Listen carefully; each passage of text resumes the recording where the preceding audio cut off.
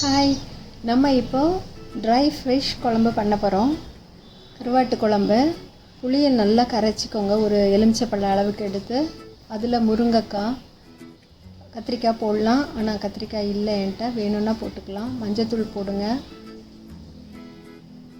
தக்காளி, ஒரு தக்காளியை நல்லா கட் பண்ணி போட்டிருக்கேன் நாளாக. வாழைக்காய், ஒரு வாழைக்காவை கொஞ்சம் பெரிய துண்டாக போட்டிருக்கேன், ஏன்னா ரொம்ப குழஞ்சிரும். அதனால் கொஞ்சம் முருங்கைக்காய் வெந்த உடனே வாழைக்காய் போடணும். 2 ஸ்பூன் மிளகாய்த்தூள் போட்டுக்கோங்க. ஒரு 3-3.5 ஸ்பூன் அந்த அளவுக்கு தனியாத்தூள்.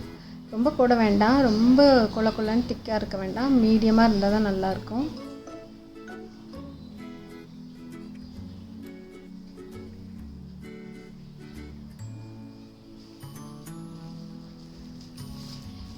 சால்ட் போட்டுக்கோங்க, கல்லுப்பு போட்டிருக்கேன்.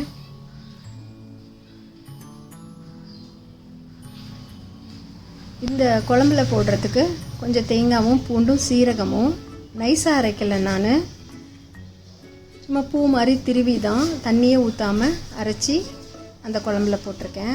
இது ஒரு டேஸ்ட்டில் இருக்கும். ப்ளஸ் இந்த கருவாடை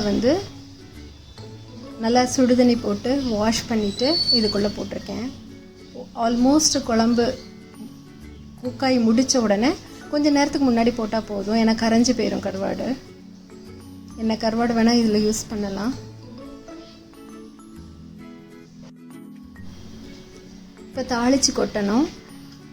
நல்லெண்ணெய் ஊற்றிக்கோங்க, நல்லெண்ணெய் தான் வாசனையாக இருக்கும். வெந்தயம் போட்டுக்கோங்க, கடுகு போட்டுக்கோங்க. சின்ன வெங்காயம் ஒரு 5-6 நறுக்கி வச்சது போட்டுக்கோங்க. நல்லா செவக்கிற அளவுக்கு வறுத்துட்டு கருவேப்பிலை போட்டு குழம்பு மேலே ஊற்றிடுங்க.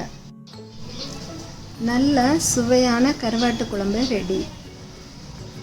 இது குக் பண்ணி வச்சுட்டு கொஞ்சம் நேரம் கழித்து நல்லா புளிப்பெல்லாம் சேர்ந்த உடனே சாப்பிட்டா நல்லாயிருக்கும். ட்ரை பண்ணி பார்த்துட்டு எனக்கு கமெண்ட்டில் சொல்லுங்கள். தேங்க்ஸ் ஃபார் வாட்சிங்.